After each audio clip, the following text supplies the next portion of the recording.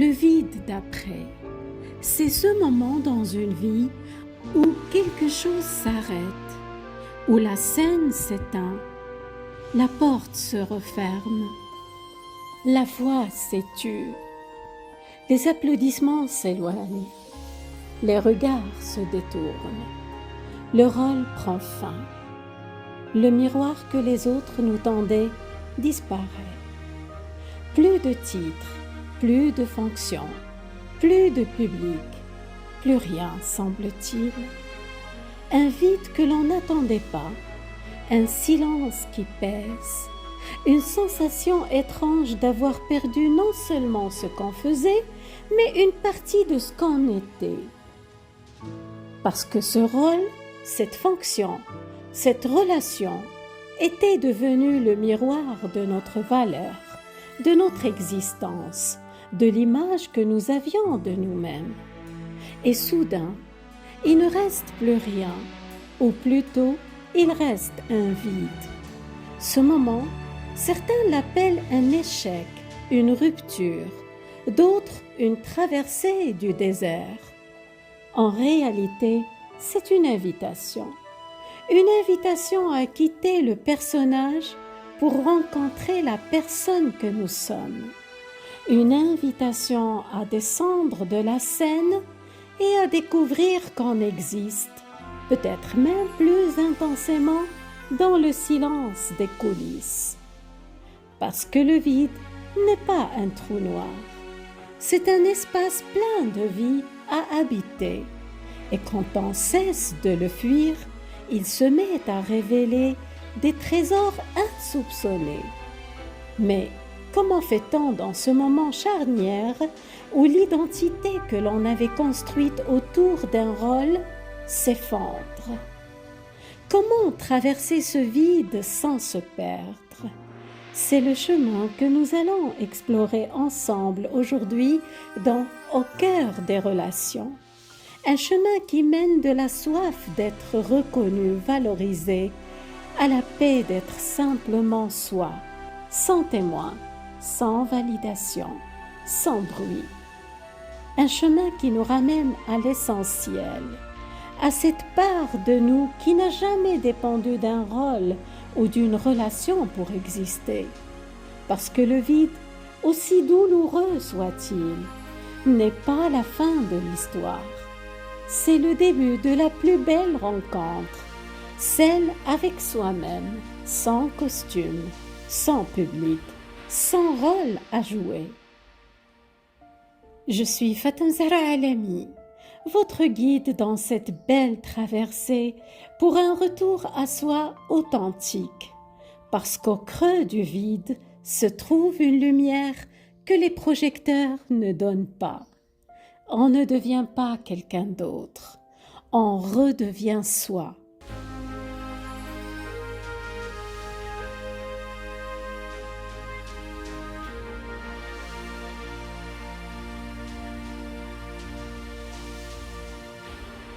Le vide est souvent interprété comme la preuve que nous avons perdu quelque chose de précieux. Et c'est vrai, nous avons parfois perdu une relation, une fonction, un projet, une reconnaissance, une place. Cette perte est bien réelle. Il ne s'agit ni de la minimiser, ni de la nier. Mais au cœur de cette souffrance se cache parfois une confusion plus discrète. Nous croyons avoir perdu une partie de nous-mêmes. Nous avons le sentiment de ne plus être tout à fait la même personne. Comme si notre valeur s'était envolée avec cette relation.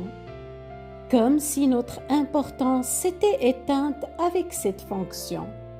Comme si notre identité avait quitté la scène en même temps que le personnage. Mais ce qu'on croyait être n'était qu'un rôle.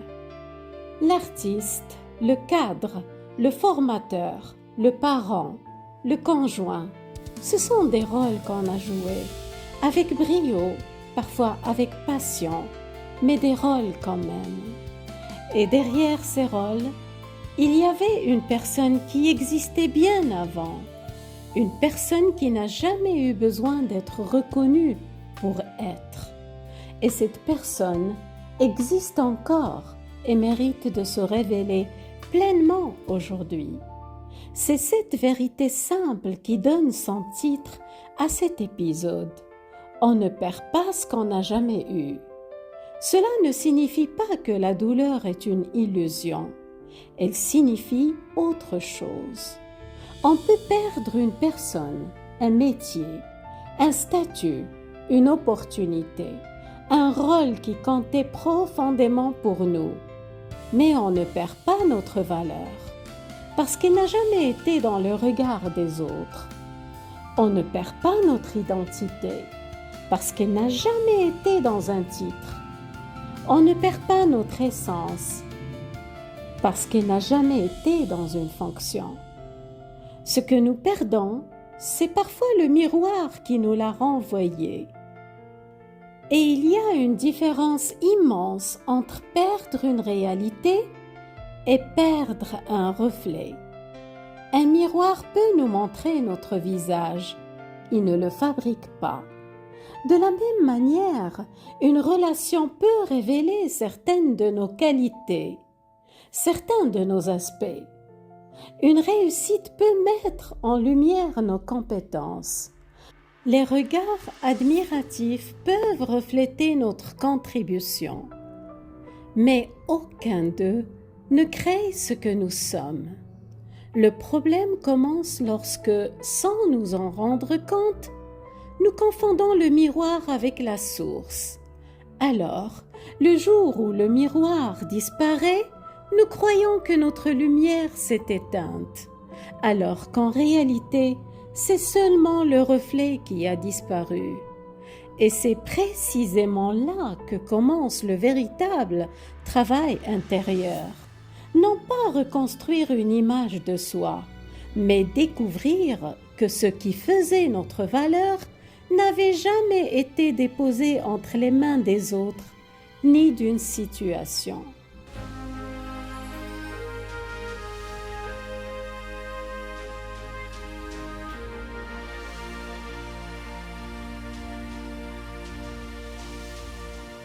Nous avons tous besoin d'être appréciés, reconnus, encouragés, confirmés dans ce que nous sommes.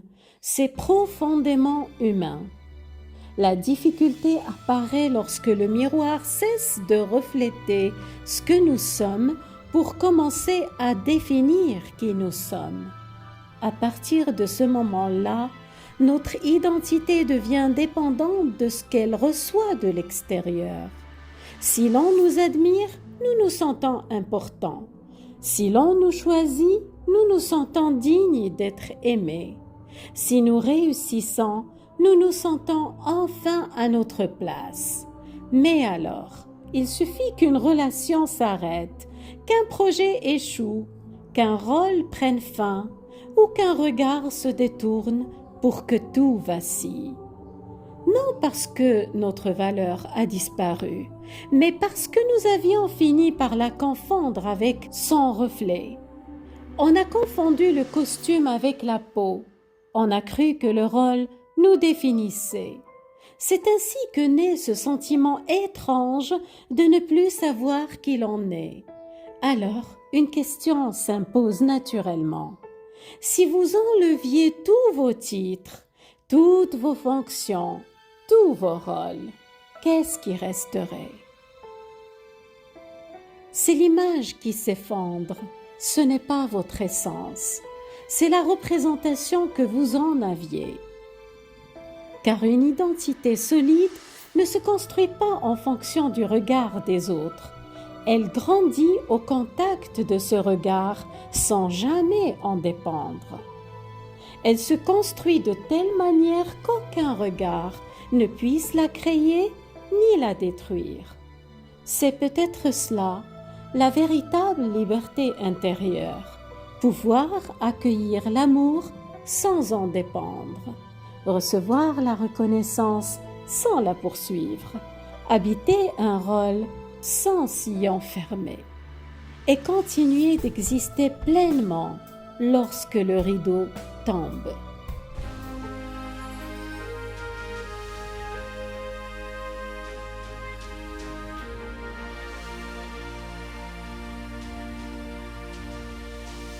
Le premier réflexe face au vide, c'est de le combler. On espère reconstruire le personnage, retrouver le même rôle, la même reconnaissance, le même sentiment d'exister. On se jette dans un nouveau projet, une nouvelle relation, une nouvelle activité. On veut fuir le silence, mais le vide revient avec cette question. Qu'est-ce qui se passe quand je reste assis dans mon vide, sans le fuir, sans le combler, juste en étant présent? C'est un apprentissage du silence, un retour à une présence plus simple. Et pourtant, nous avons vécu des années à chercher notre valeur dans les yeux des autres. Un regard approbateur, un mot gentil, une reconnaissance professionnelle.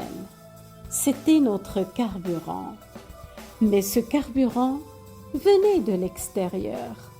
Il était volatile, imprévisible et surtout, il n'était pas à nous.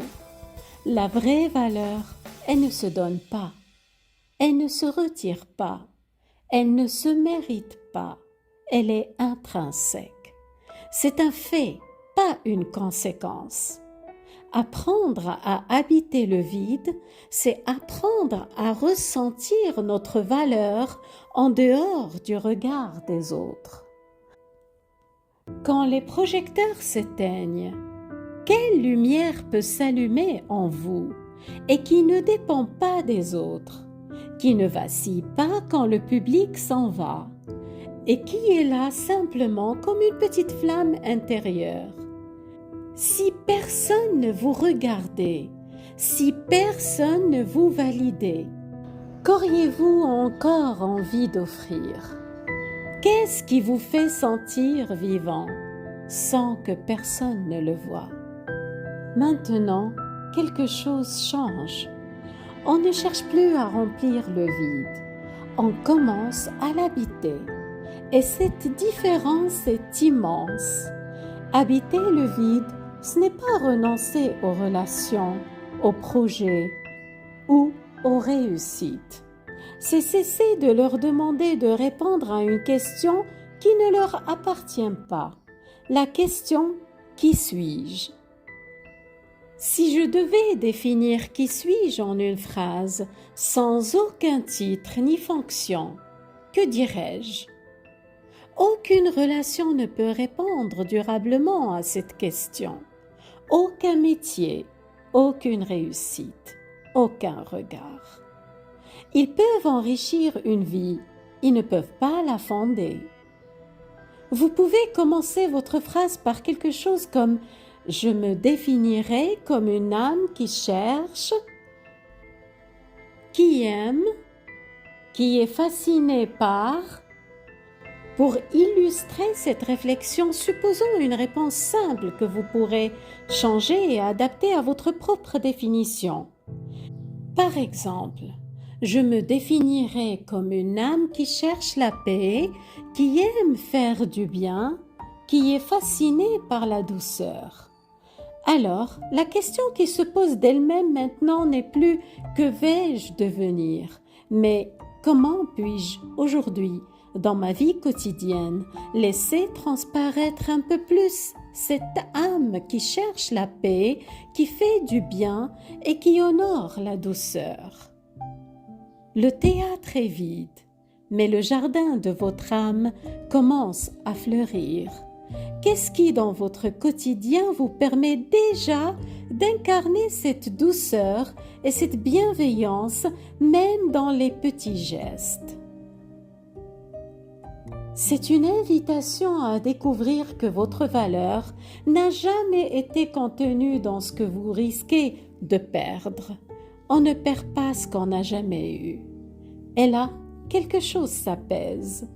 On continue d'aimer, mais sans demander à l'amour de nous définir. On continue de créer, mais sans demander à nos œuvres de prouver notre valeur. On continue de travailler, mais sans faire de notre fonction notre identité. Et c'est là, paradoxalement, que les relations deviennent plus libres, parce qu'elles ne portent plus le poids de devoir nous rassurer sur notre existence. L'autre n'a plus à nous convaincre que nous sommes aimables. Le succès n'a plus à nous convaincre que nous sommes capables. Les applaudissements n'ont plus à nous convaincre que nous avons de la valeur. Ils deviennent ce qu'ils auraient toujours dû être, des cadeaux et non des preuves. C'est peut-être cela le plus beau cadeau que nous laisse le vide. Il nous enlève ce qui ne pouvait jamais nous appartenir pour nous rendre ce qui ne nous avait jamais quittés. Une autre question trouve son chemin dans cette nouvelle façon d'habiter le vide. Qu'est-ce que vous aimeriez laisser derrière vous, même si personne ne vous applaudit? Une fois qu'on a traversé le vide, on peut transmettre autrement, sans attendre de retour, sans compter les vues, sans chercher la reconnaissance. Car on ne transmet vraiment que lorsqu'on a cessé d'attendre quelque chose en retour. On donne parce qu'on est habité par ce qu'on donne. On parle parce qu'on a quelque chose à dire. On crée parce que c'est ce qu'on est. On accepte d'être invisible pour redevenir visible à soi-même. C'est une grande étape. Et ce qu'on transmet alors touche différemment. Même en petit comité, même dans le silence, parce que c'est vrai et que le vrai trouve toujours son chemin.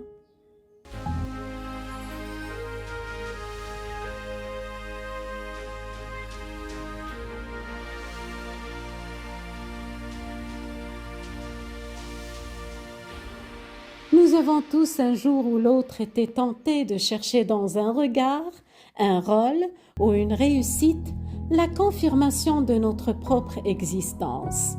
Nous avons trop longtemps confondu notre reflet avec notre être. Nous avons trop attaché notre existence au regard des autres. Nous avons laissé des fonctions, des titres, des relations définir qui nous sommes.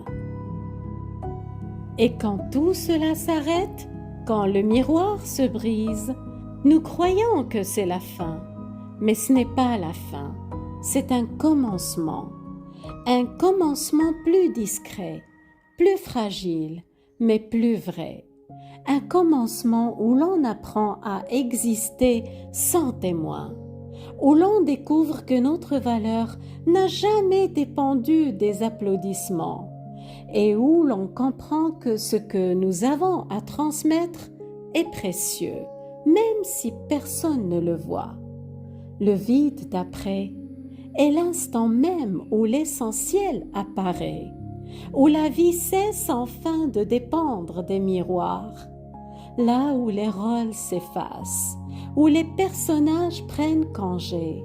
Il reste une présence, la vôtre. Celle qui était là avant les applaudissements, celle qui sera encore là lorsque le rideau sera tombé. C'est ce moment où l'on comprend que la reconnaissance des autres n'est pas notre valeur, mais un simple écho de celle-ci. Et peut-être est-ce cela, finalement, la véritable liberté. Cesser de chercher son reflet dans le regard des autres, ne plus avoir besoin d'un rôle pour exister, ne plus avoir besoin d'un miroir pour savoir qui l'on est, ne plus avoir besoin d'être quelqu'un pour avoir le droit d'être soi. Accueillir les relations, les projets, les réussites comme des cadeaux, sans leur demander de porter le poids de notre identité. Car le jour où les projecteurs s'éteignent, une autre lumière devient enfin visible, une lumière plus discrète, mais infiniment plus stable, celle qui ne vient ni du regard des autres, ni des circonstances, ni des rôles que nous avons traversés. celle qui naît d'une présence réconciliée avec soi-même. C'est cette petite flamme intérieure qui brille, même dans le noir. C'est notre capacité à ressentir, à observer, à être présent à nous-mêmes. C'est notre désir d'aimer, de transmettre, de créer. C'est ce que nous aimons vraiment pour nous, sans que personne ne le voie. C'est ce que nous avons à dire, même si personne ne nous écoute. C'est ce que nous sommes, en dehors de tout rôle. Alors, le vide n'est plus un vide. Il devient un espace habité. Nous pouvons perdre un miroir sans jamais perdre ce qu'il reflétait. Alors, si vous traversez un vide en ce moment, si vos enfants ont quitté le nid, si vous avez perdu un rôle, une fonction, une relation, un public, je vous invite à ne pas le fuir, mais à l'habiter, à vous asseoir dans ce silence, même s'il est inconfortable, à l'observer, même s'il vous fait peur, à l'apprivoiser. Le vide n'est pas un lieu de perte, c'est un lieu de réappropriation. On se réapproprie sa vie, son temps, son énergie, sa parole. On se réapproprie sa propre existence en dehors de toute fonction. Et dans cette réappropriation, on découvre qu'on était déjà complet, qu'on n'avait pas besoin d'être vu pour exister, qu'on pouvait transmettre, aimer, créer, simplement parce que c'est ce qu'on est. La reconnaissance qu'on cherchait dans le regard des autres, elle n'était pas à nous. Le rôle qu'on jouait, il n'était pas à nous. La fonction qui nous définissait n'était qu'un costume. Alors, quand tout cela disparaît, on ne perd rien de ce qui nous appartient vraiment. On retrouve ce qui a toujours été là, mais qu'on avait oublié de regarder. On ne devient pas quelqu'un d'autre en traversant le vide. On redevient soi. Et c'est là, dans cette nudité, qu'on découvre qu'on était déjà entier. Le vide n'est pas une fin, c'est le début d'une vie plus libre. Et cette vie plus libre, elle commence quand on comprend une vérité simple. On ne perd pas ce qu'on n'a jamais eu. On retrouve ce qu'on a toujours été. Prenez bien soin de vous.